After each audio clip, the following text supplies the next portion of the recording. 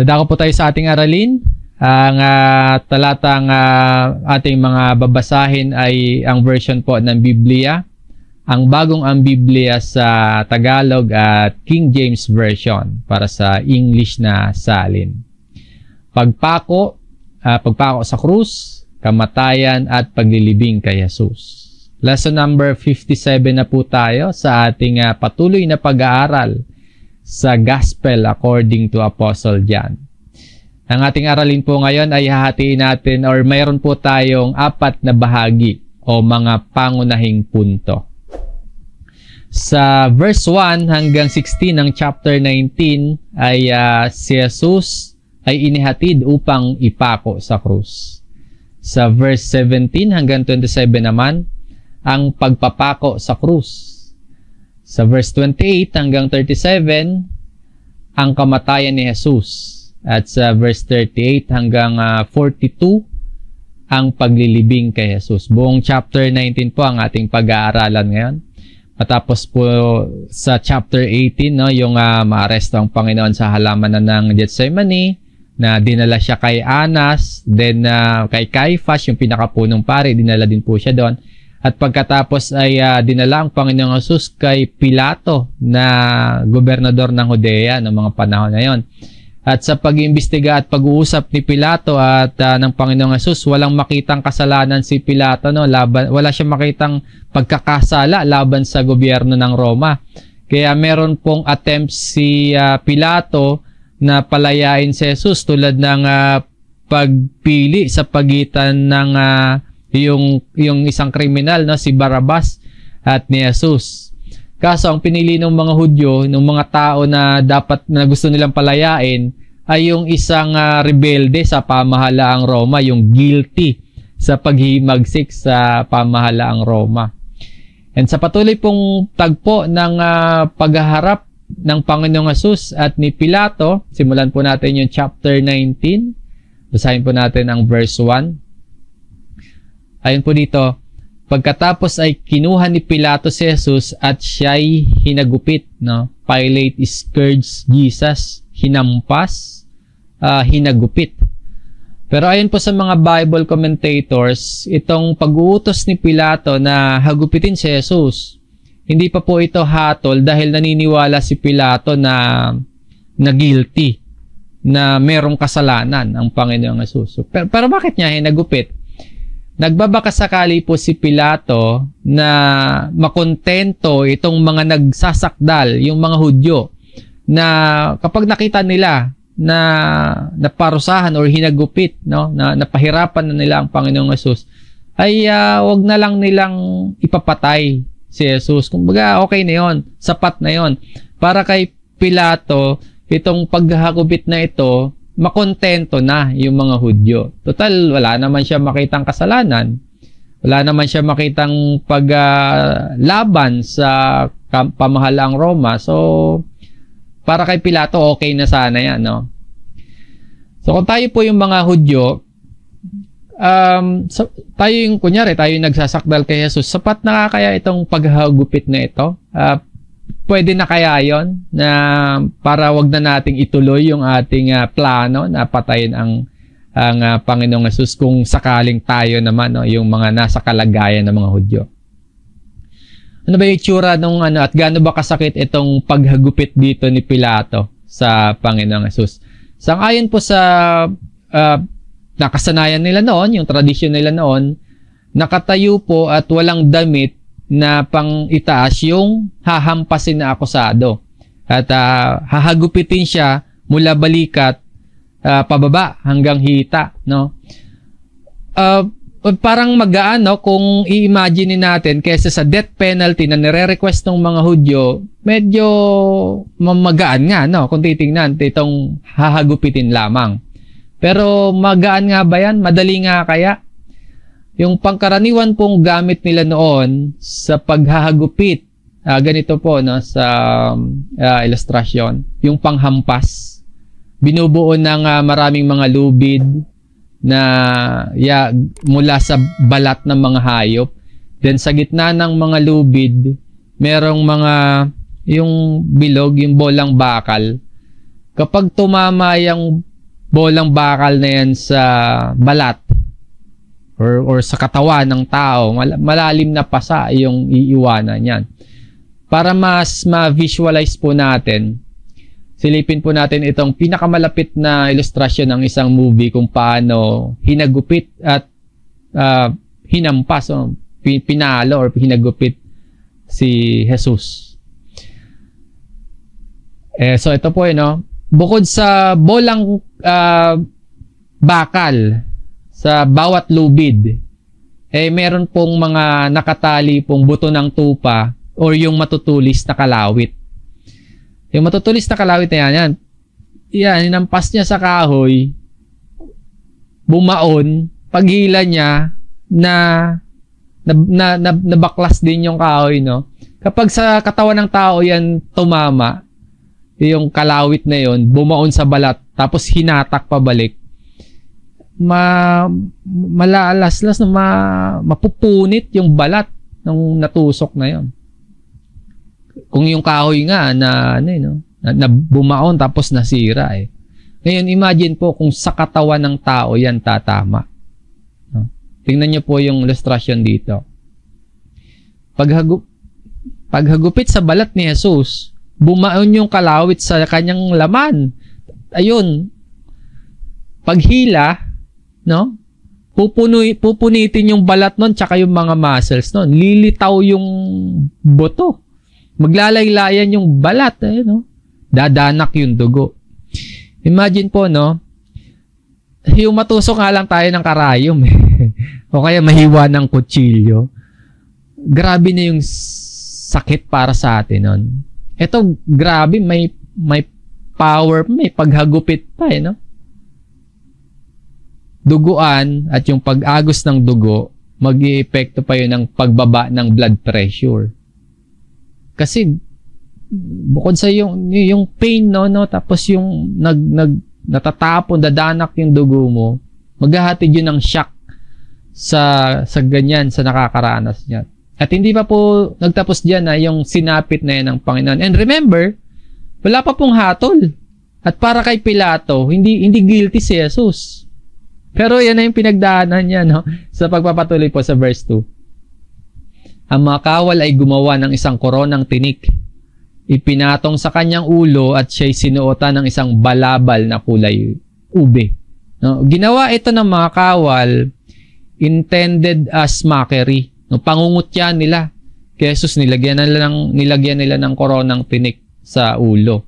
At sa verse 3, sila'y lumapit sa kanya na nagsasabi, mabuhay ang hari ng mga Hudyo at siya'y kanilang pinagsusuntok. Grabing physical at emotional pain itong nararanasan dito ni Jesus bilang siya po ay nasa katawang tao ng panahon na yan. Sa talaan ni Mateo sa chapter 27, sa sulat ni Mateo, hinampas ng tambo ang ulo ni Jesus habang nakapatong yung koronang tinik sa kanyang ulo.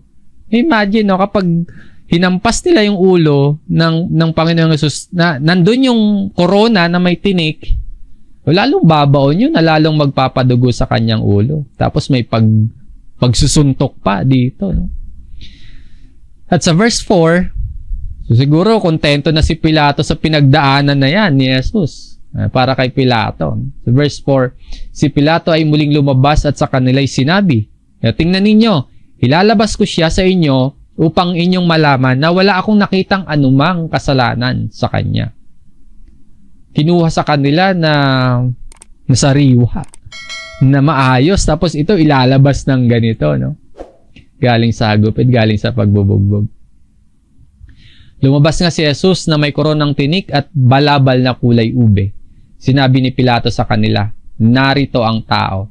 Para kay Pilato kasi walang kasalanan si Jesus. Wala siyang pagsuway, wala siyang pagrebelde, wala siyang paglabag sa gobyernong Roma. Ikalawang pagkakataon na ito na sinabi ni Pilato sa mga Hudyo. Yung una nasa chapter 18, last time pinag-aralan natin. Pinabugbog na ni Pilato ang Panginoong Jesus. Pinahagupit na niya si Jesus sa pagbabakasakali na makontento itong mga nagrereklamo, itong mga Hudyo. Na kung iisipin nga naman natin, kababayan naman nila yan At itong mga nagrereklamo, mga relihiyoso. So, baka sakali, para kay Pilato, okay na to, okay na yan. Kaso baliwala sa mga Hudyo na makitang bugbog sarado si Jesus sa kasunod na talata sa verse 6. Nang siya ay makita ng mga punong pari at ng mga punong kawal, sila'y nagsigawan. Ipako siya sa krus. Ipako siya sa krus. Kung yung una nilang sigaw, palayain si Barabas, ngayon mas lumala pa. Kung kailan nakita nilang bugbog sarado na, sugatan na, duguan na ang Panginoong Jesus, ito pa sinisigaw nila. Ipako siya sa krus. Sabi tuloy ni Pilato. Ang response ni Pilato, kunin niyo siya. Sinabi sa kanila ni Pilato, kunin niyo siya at ipako ninyo siya sa krus. Sapagkat ako'y walang nakitang kasalanan sa kanya. Take him. Sabi ni Pilato, wala nga akong makitang kasalanan. Kayo na magpako sa krus. Kung para sa inyo, meron siya kasalanan, edi kunin niyo na at kayo na magpako sa kanya sa krus. Pangatlong pagkakataon na ito ni Pilato na sinasabi niya sa mga Hudyo na walang kasalanan. Wala siyang makitang kasalanan. Etong Panginoong Jesus. Siguro frustration na ito ni Pilato. Ang kukulit naman ng mga to. Or sarcasm na rin ito, no? Kaya nasabi niya, kunin niyo siya at ipakon niyo sa krus. Or hindi niya gusto na usigin siya ng kanyang konsensya. Nahatulan naman niya si Jesus. I-judge siya, papatawan niya ng kamatayan, wala naman nga siya makitang dahilan para patayin siya or ipapatay ang Panginoong Jesus. So, sumagot yung mga Hudyo sa verse 7. Sumagot sa kanya mga Hudyo, kami mayroong isang kautusan at ayon sa kautosang iyon ay dapat siyang mamatay. Dapat siyang mamatay sapagkat inaangkin niya na siya ay anak ng Diyos. So, yung kaso ngayon na inaakusan nila kay Jesus, hindi talaga laban pala sa gobyerno ni Pilato at ng Roma. No? Hindi ang pag-aangkin na pagiging hari ng mga Hudyo ang inirereklamo ng mga Hudyo kay Jesus or laban kay Jesus. Kasi ayun po dito, ang pag-aangkin ni Jesus na siya ay anak ng Diyos.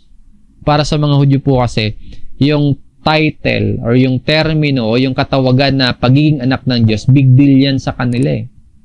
Para sa mga Hudyo, katumbas yan ng pag-aangkin na si Jesus ay Diyos at kapantay ng Diyos. Blasphemy yun. Para sa kautusan nila, death penalty yung hatol doon. Sa chapter 10, kung maalala nyo, merong isang tagpo doon. Doon pa lang sa kabanatang yun, gusto na nilang batuhin, gusto na nilang patayin si Jesus sa pag-aangkin ng Panginoon na siya ay anak ng Diyos. So, ang main issue talaga ng mga Hudyo dito, laban kay Jesus, pang-relihiyon eh. Hindi pang-politikal. Pero pansinin po ninyo yung reaksyon ni Pilato naman sa verse 8. Nang marinig ni Pilato ang salitang ito, lalo siyang natakot. Natakot si Pilato kay Jesus. Narinig niya, inaangkin niya na anak siya ng Diyos eh. Ngayon, bakit natakot si Pilato? Si Pilato, gaya ng mga Romano, isa siyang pagano. No? Yung mga pagano po, naniniwala sa maraming Diyos-Diyosan. Iniisip ngayon ni Pilato, maaaring si Jesus, isa sa mga Diyos-Diyosan nila. Isa sa mga anak ng Diyos-Diyosan na pinaniniwalaan nila. Kaya natakot siya ngayon. And bukod sa narinig na ito ni Pilato, yung sinasabi ng mga religious leaders na yan, kung titingnan natin sa tala naman ni Mateo, binigyan siya ng babala ng kanyang asawa na huwag pakialaman si Jesus. Basahin po natin itong Mateo chapter 27 sa verse 19. At samantalang nakaupo siya sa luklukan ng paghuhukom, nagpasabi sa kanya ang kanyang asawa, huwag kang makialam sa matuwid na taong iyan, sapagkat sa araw na ito'y labis akong naghirap sa panaginip dahil sa kanya. So may warning na sa likod ng isip ni Pilato galing sa kanyang asawa. Tapos narinig pa niya yung mga sinasabi ng mga Hudyo na inaangkin ng Panginoong Jesus na siya ay anak ng Diyos. Kaya gusto nilang patayin si Jesus. So natakot si Pilato nung marinig yun. Tapos sa likod ng isip niya may warning sa kanya yung kanyang asawa. Ang nangyari, bumalik si Pilato kay Jesus. Verse 9. Siya'y muling pumasok sa palasyo ng gobernador at sinabi kay Jesus, taga saan ka? Ngunit hindi siya sinagot ni Jesus. So dito po, tinanong ni Pilato, taga saan tong si Jesus? Niisip siguro nito, nagsabi nga pala to kanina, ang kaharian niya ay hindi mula sa sanlibutan ito. Ang paniniwala pa naman ni Pilato, lahat ng mga pagano, yung kanilang Diyos, posible po na magkaanak ng mortal. Yun yung ikinakatakot ngayon ni Pilato. Yung mga kalaban niya ay anak ng Diyos or Diyos-Diyosan nila. So dito po, hindi muna sumagot si Jesus, no? Kaya sabi ni Pilato sa verse 10, kaya sinabi sa kanya ni Pilato, ayaw mong makipag-usap sa akin? Hindi mo ba alam na ako'y may kapangyarihang ikaw ay pakawalan at may kapangyarihang ikaw ay ipako sa krus? Understandable naman itong reaction dito ni Pilato kasi yung sitwasyon niya, makukulit na yung mga Hudyo, yung mga religious leaders. Gusto nila patayin si Jesus. Si Pilato, wala siyang makitang kasalanan. Tapos natatakot siya na baka anak to ng isa sa mga Roman gods nila. Tapos dito sa verse 9, di ba? Ayaw sumagot ni Jesus. So, ipinaalala niya dito sa verse 10, sino ba siya? Legally po, sa ilalim ng Roman Empire, totoo naman na may kapangyarihan si Pilato na pakawalan si Jesus o kaya ipako sa krus si Jesus. Kaya lang, ang hindi nalalaman ng mga katulad ni Pilato, ito pong sagot ng Panginoong Jesus. Sa verse 11, sumagot si Jesus sa kanya, hindi ka magkakaroon ng anumang kapangyarihan laban sa akin, malibang ito'y ibinigay sa iyo mula sa itaas. So, ang paalala naman dito ni Jesus kay Pilato, walang sino man, kahit si Pilato, hindi makakatanggap ng anuman, maliban po kung yun ay ibinigay sa kanya mula sa itaas or mula sa langit. Sa pagtuturo ng salita ng Diyos, ang lahat ng kapangyarihan sa lahat ng pamahalaan, masama man na pamahalaan yan, mabuting gobyerno man yan, hindi mangyayari yon kung hindi loloobin o kaya hindi papahintulutan ng Diyos. At sa pagpapatuloy ng Panginoong Hesus, kaya't ang nagdala sa akin sa iyo ay may mas malaking kasalanan. Therefore, he that he delivered me unto thee had the greater sin.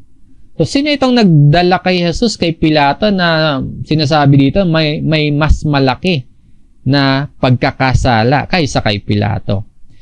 Bagamat singular yung he dito sa King James Version, hindi lamang iisang tao yung tinutukoy ni Jesus diyan, kundi marami. Yung mga leader ng mga Hudyo, yung Sanhedrin, di ba, yung nag-decide, kasama na si Judas diyan na nagkanulo sa kanya, yung mga tinutukoy diyan na malaking kasalanan.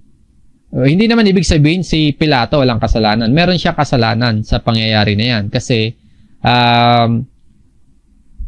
yung sinasabi ni Pilato na wala siyang makitang pagkakasala, pero pinahagupit niya, pinabugbog niya. Kaya lang meron lang mas malaking kasalanan yung nagdala kay Jesus papunta kay Pilato. Mula nooy sinikap ni Pilato na siya'y pakawalan. Dito sa parte na ito, kumbinsido pa rin si Pilato na inosente si Jesus. Kaya meron siyang karagdagang pagsisikap na palayain or pakawalan si Jesus. Nag-attempt siya na makipag-usap sa mga religious leaders. Kaya lang naiipit naman siya sa political na dahilan. Kasi may ambisyon itong si Pilato. Sabi po dito, ngunit ang mga Hudyo ay nagsisigawang, kung pakakawalan mo ang taong ito, ay hindi ka kaibigan ni Cesar. Ang bawat nag-aangkin na siya'y hari ay nagsasalita ng laban kay Cesar. Nakataya yung political ambition ni Pilato dito. Ngayon, hindi lang si Jesus yung akusado. Kapag hindi siya umayon sa gusto ng mga Hudyo, tagilid si Pilato kay Cesar. Baka magsumbong itong mga Hudyo, no? Ang napagbalingan nila dito, si Pilato sa political na pangangatwiran. Pinagbantaan nila dito si Pilato kung kahit anong paraan gagawin nila, kahit anong maisip nila para lang maipapatay si Jesus, talagang gagawin nila. Nang marinig ni Pilato ang mga salitang ito, inilabas niya si Jesus. At siya'y naupo sa hukuman sa dakong tinatawag na plataporma. Sa Hebreo ay Gabata. Noon ay paghahanda ng Pasko at nooy mag-ika-6 na oras. Sinabi niya sa mga Hudyo, narito ang inyong hari. 6th hour, malamang 9 a.m. yan kung sa oras na or sa panahon natin ngayon. Bilis lang nung paglilitis, no? Gabi, inaresto nila. Ngayon, hahatulan na si Jesus ng kamatayan. At ano yung naging tugon ng mga Hudyo sa sinabi ni Pilato dito na narito ang inyong hari? Sa verse 15, sila'y nagsigawan, ilayo siya, ipako siya sa krus. Sinabi sa kanila ni Pilato, ipapako ko ba sa krus ang inyong hari? Sumagot ang mga punong pari, wala kaming hari, liban kay Cesar. At ibinigay ni Pilato si Jesus sa kanila upang maipako sa krus. Sa record ni Mateo, ginawa ito ni Pilato matapos na siya ay maghugas ng kamay, yung sagisag na wala siyang kinalaman sa magiging kamatayan ni Jesus. Basahin natin itong account ni Mateo sa chapter 27, simula sa verse 24 hanggang 26 po. Kaya't nang makita ni Pilato na wala siyang magawa, pressure yung mga religious leaders Sa halip ay nagsisimula pa nga ang isang malaking gulo. Siya'y kumuha ng tubig at naghugas ng kanyang mga kamay sa harap ng napakaraming tao na sinasabi, wala akong kasalanan sa dugo ng taong ito. Kayo na ang bahala dyan. At sumagot ang buong bayan at nagsabi, pananagutan namin at ng aming mga anak ang kanyang dugo. Sa 26, pagkatapos ay pinakawalan niya sa kanila si Barabas. Ngunit si Jesus, pagkatapos hagupitin, ay ibinigay upang ipako sa krus.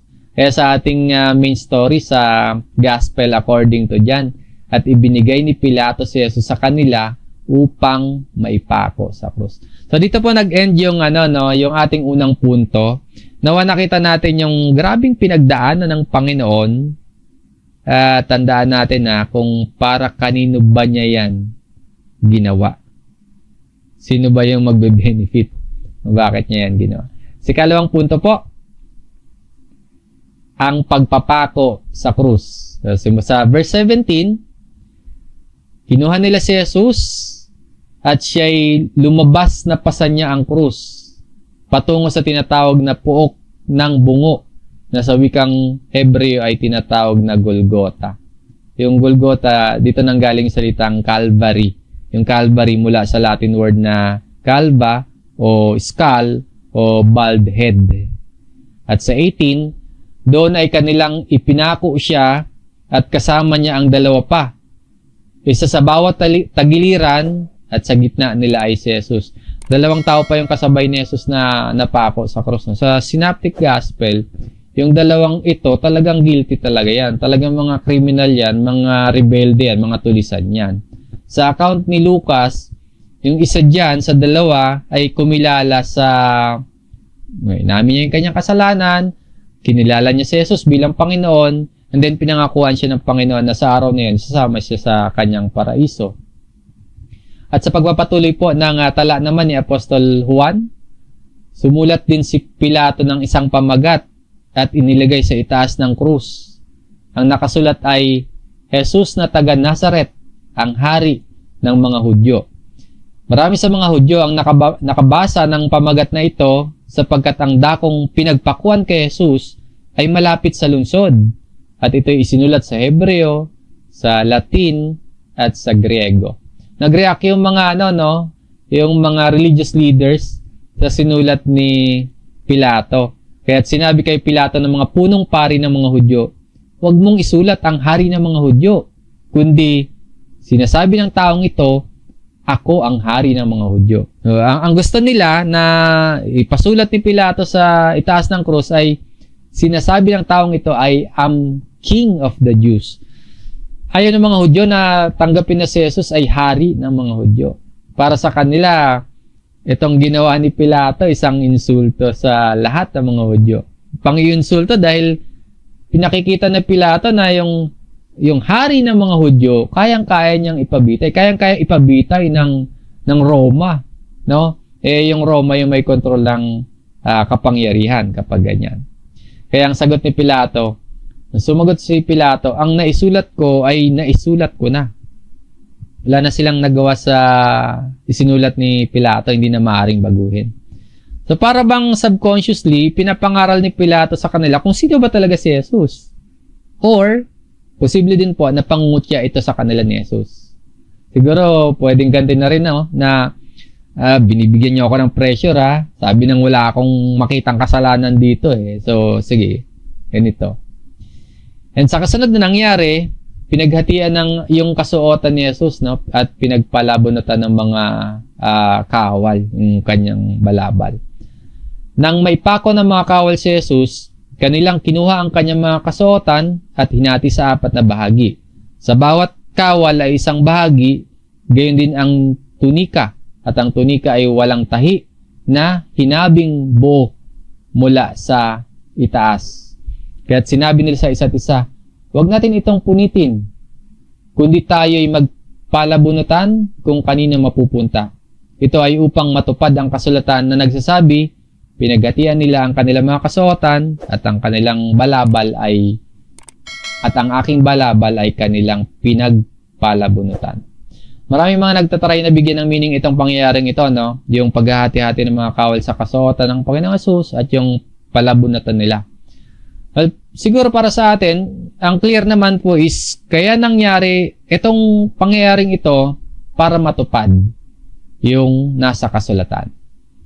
Then sa verse 25, ang mga bagay na ito ay ginawa ng mga kawal.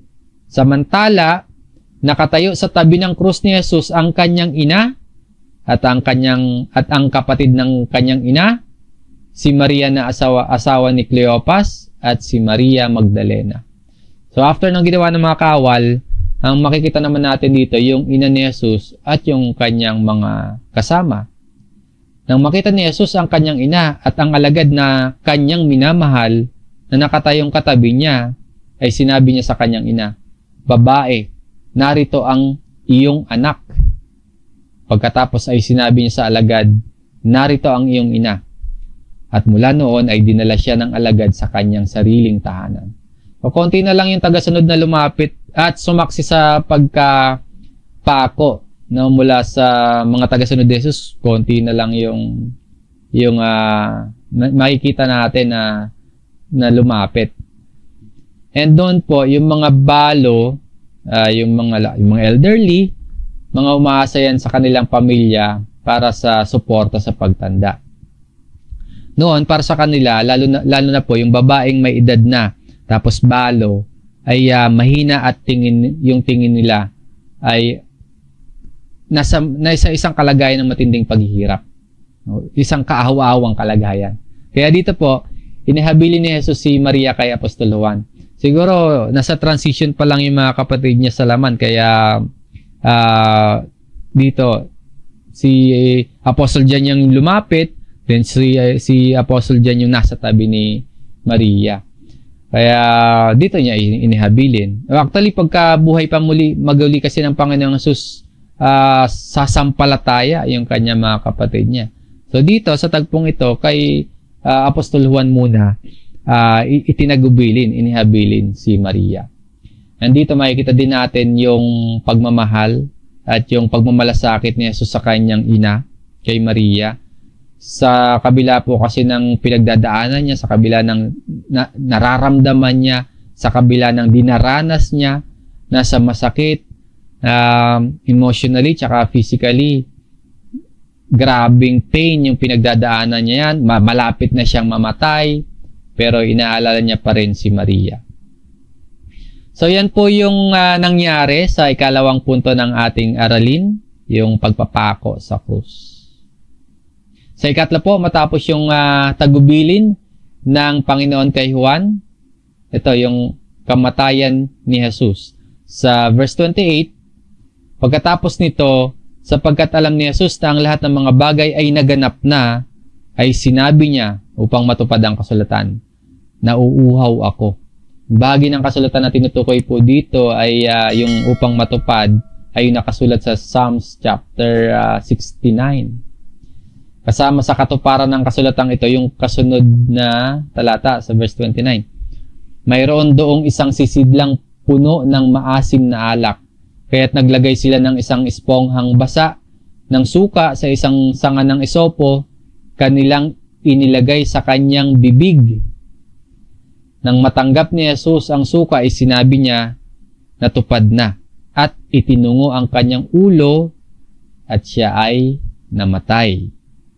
Sapagkat nooy araw ng paghahanda upang maiwasan na ang mga katawan ay manatili sa krus sa araw ng Sabat, sapagkat dakila ang araw ng Sabat na iyon.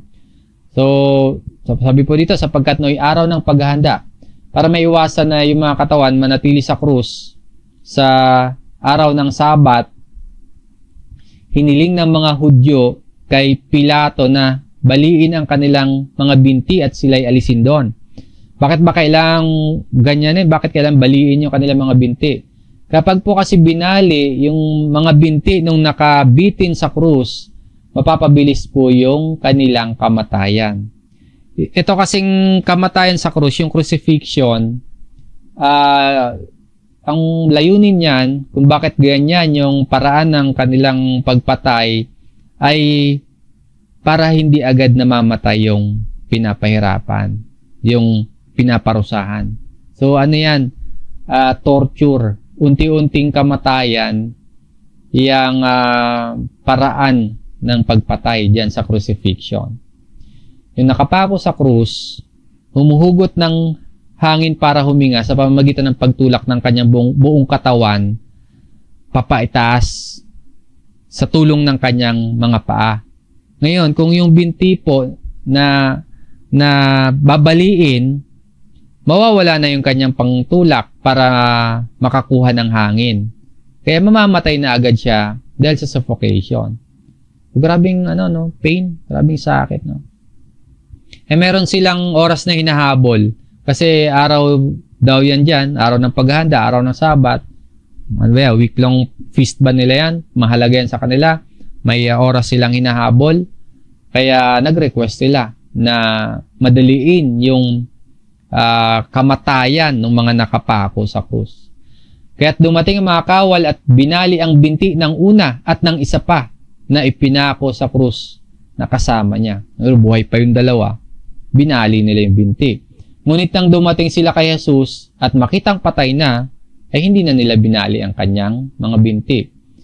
Nakita nila patay na. Ang ginawa na lang nila para siguro matiyak na patay na nga, subalit tinusok ng sibat ng isa sa mga kawal ang kanyang tagiliran at biglang lumabas ang dugo at tubig.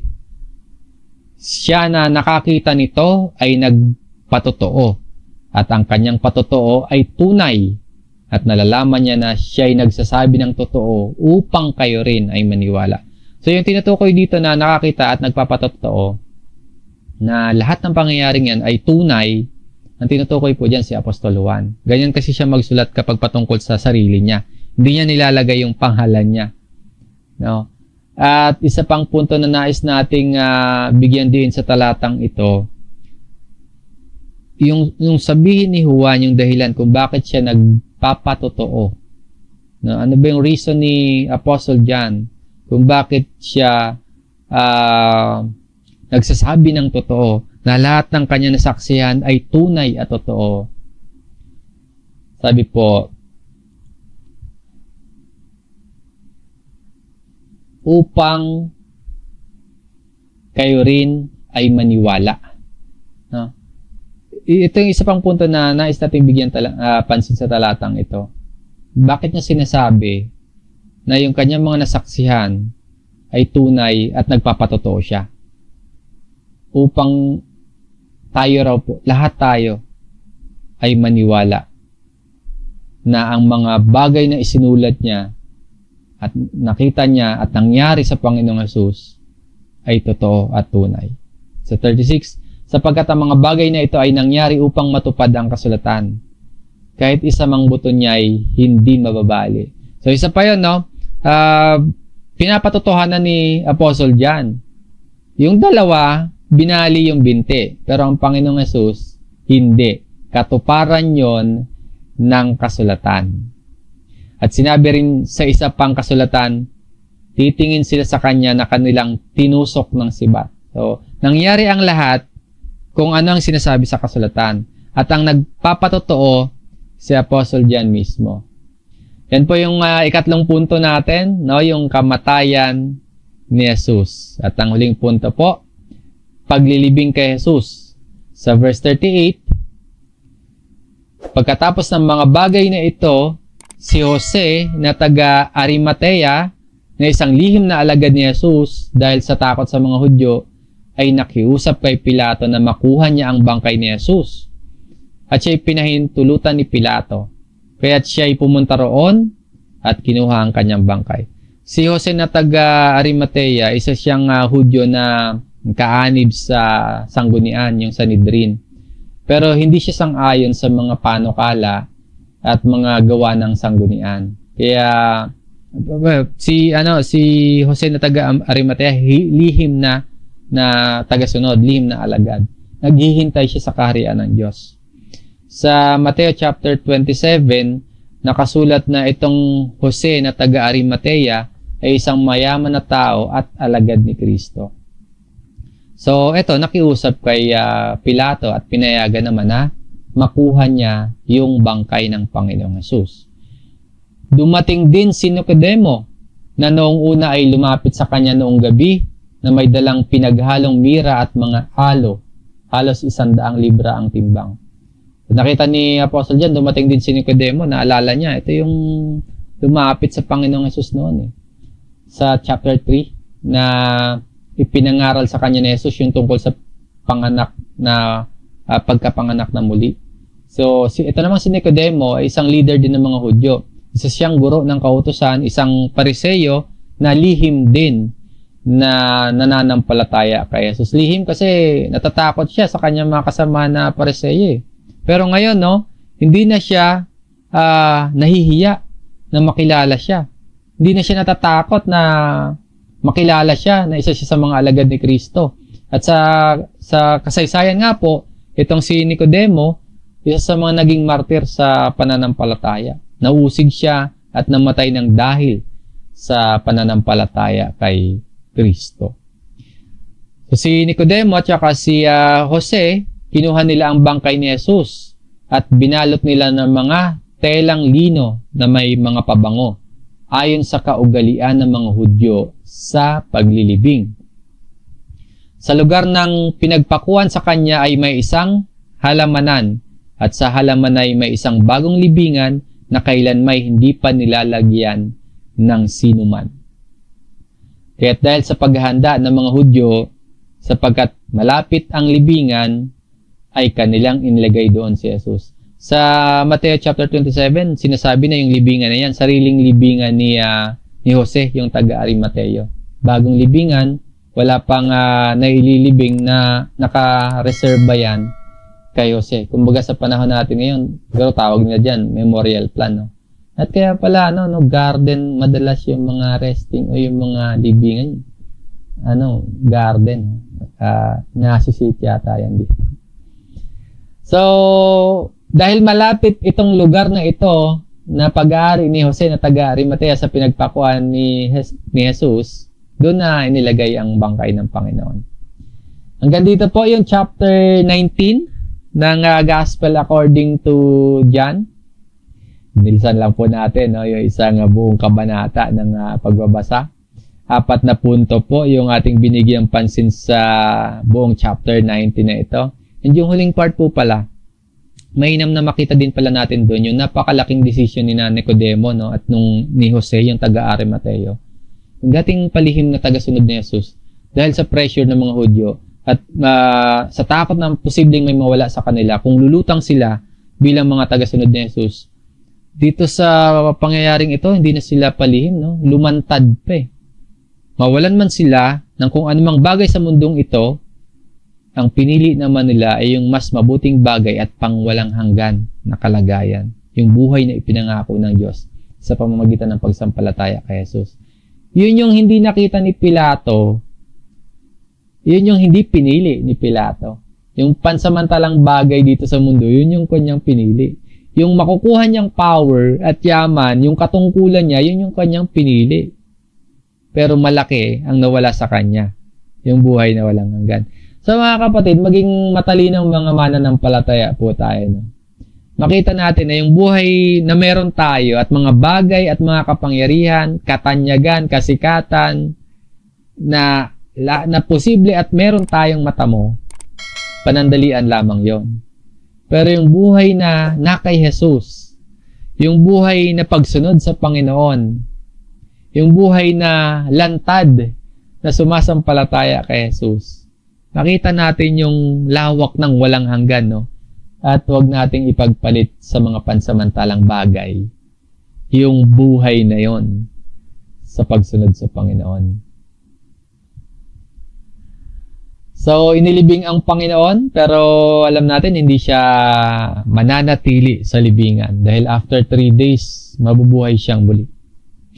Sa pag-alaala natin sa hirap na pinagdaanan ni Jesus, yung pagkahagupit sa Kanya, yung pagkabugbog sa Kanya, yung pagkapako sa Kanya sa krus, yung kamatayan, yung hirap nun na binugbog ka na, pinasan mo pa yung krus, tapos yung paghinga mo,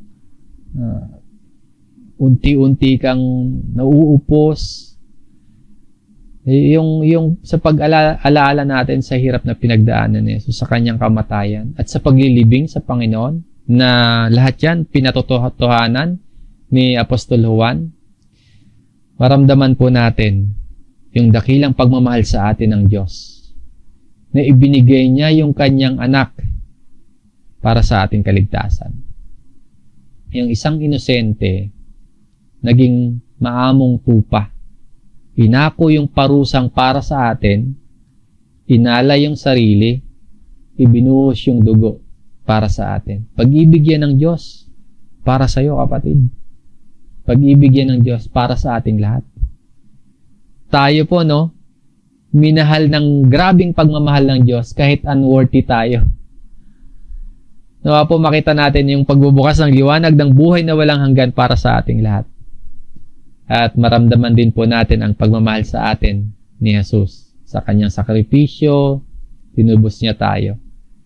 Ang pagmamahal po sa atin ni Jesus, maging inspirasyon sa ating buhay at maging motibasyon sa bawat araw na tayo po maging instrumento at daluyan ng kanyang pag-ibig patungo sa ating kapwa. At bilang ating pagtugon at personal na aplikasyon, nararapat po lamang na magbigay pugay tayo, magpasalamat tayo, maglaan tayo ng panahon para magmalasakit at pahalagahan itong pag-ibig sa atin ng Panginoon. Sa ipinadamang pag-ibig sa atin, maging gabay at lakas natin ito sa ating buhay, maging gabay at lakas natin ito sa ating paglalakbay tungo sa kaharian ng Diyos.